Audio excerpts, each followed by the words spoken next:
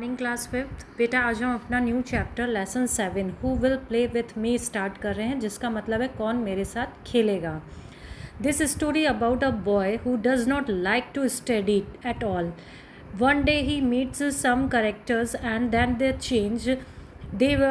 Changes and why does they change himself. Let's find out. इसमें एक बच्चे की कहानी बताइए जो बहुत से कुछ करेक्टर से मिलता है जो उनकी इसकी ज़िंदगी को बदल देते हैं। कैसे बदलते हैं? Let's read. This is a Rohit. He does not like his study. ये रोहित है, इन्हें अपनी पढ़ाई करना अच्छा नहीं लगता था। All of these friends go to school daily but he does not go there.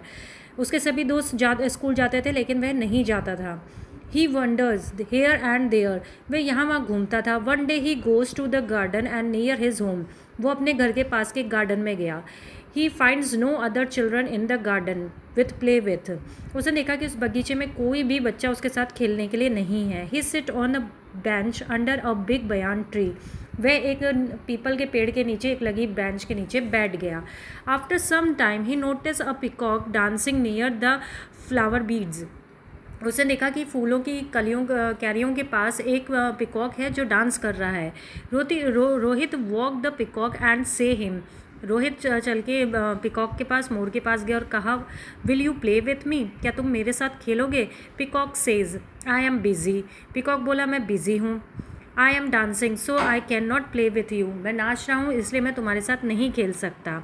The Rohit meets a dog. उसके बाद रोहित एक कुत्ते से मिला। He ask him. उसने उससे पूछा, will you play with me? The dog से, I am busy. I am looking after my master house so I can not play with you. He happened the same, the cows, the sparrows, and other asked the same question. Will you play with me? Near the play with me. This is the great impact the Rohit he say himself. The all of the are busy. जब वो देखता है कि सभी लोग busy हैं, जब वो मोर से पूछता है, डॉग से पूछता है, क्रो से पूछता है, पैरट से पूछता है, सभी उसको क्या कहते हैं? हम लोग सब व्यस्त हैं। The all of them busy they are doing something. उसे वह देखता है कि सब व्यस्त है और सब कुछ ना कुछ कर रहे हैं। It's only I am not working now. उसको लगा सिर्फ एक मैं ही हूँ जो अब कोई कार्य नहीं कर रहा। Now I will also do my work and keep my self busy. तब उसको लगा कि मुझे भी अपना कार्य करना चाहिए और अपने आप को व्यस्त रखना चाहिए। I will give my laziness. मुझे अपने लेजीनेस को छोड़ देना चाहिए। He return home and the decide to go school daily. वो घर आता है और स्कूल रोज़ जाने का निर्णय लेता है। Start doing study attractively and the complete his work also. वह अच्छे से अपनी पढ़ाई को करता था और कार्य भी करता था। He learns his lesson regularly. वे अपने पाठ को रोज याद करता था। In the evening he goes to playground to find his friend there. वह शाम को वहाँ जाता था जहाँ उसके दोस्त भी मिलते थे। He play with them about on an hour. वह कुछ घंटे उनके साथ खेलता था। After returning home he takes his dinner and then the receive what he study school. वो अपना डिनर लेने के बाद अपने स्कूल की पढ़ाई करता था। With the change is behaviour. उसके व्यवहार में परिवर्तन के बाद ही is known liked by everyone. उसे हर कोई पसंद करने लगा था। His teachers praise him for his punctuality and his the parents feel proud him. उसके टीचर भी उसकी पंचुअलिटी को देख के काफ़ी प्रसन्न हुए और उसके पेरेंट्स को भी उस पर गर्व महसूस हुआ।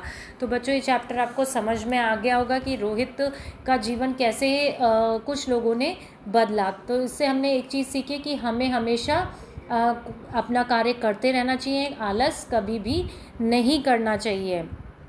इसके बाद देखेंगे यहाँ कुछ ग्लॉसरीज दी गई हैं। बेटा आपको ये ग्लॉसरीज ट्रू फॉल्स आपको अपनी कॉपी में करने हैं। ग्लॉसरी और एक्टिविटी 1 जिसमें ट्रू फॉल्स है और ये 3 करेक्ट द राइट ऑप्शंस वाले क्वेश्चंस हैं। ये तीनों क्वेश्चंस आपको अपनी कॉपी में करना है, ग्लॉसरी और ये ट्रू फॉल्स और चूज़ द करेक्ट ऑप्शन। तो बेटा ये लेसन सुनने के बाद आप ये तीनों वर्क अपनी कॉपी में करेंगे। Thank you, take care.